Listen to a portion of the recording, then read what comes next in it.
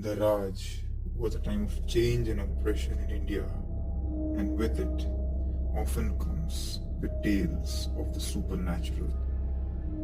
These stories have been passed down through generations, and they all have one thing in common: the Raj. They all take place in the Raj.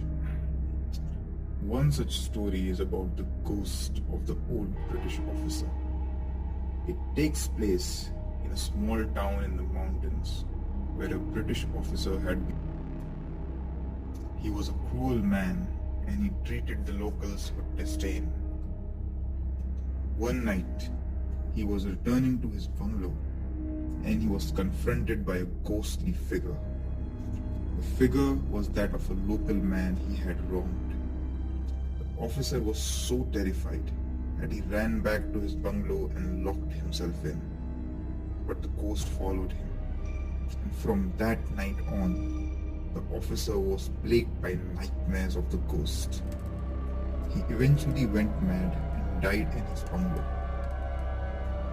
The bungalow still stands today, and the locals say that the ghost of the officer can still be seen wandering the halls at night, searching for the ghost of the man he wronged.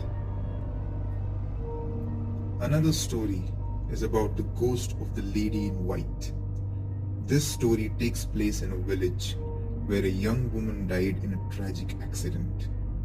Her husband was inconsolable and could not bear to be without her. He would often walk the village streets, calling out her name. One night, he saw her ghost standing at the edge of the village, dressed in white. He ran to her, but she vanished into the night.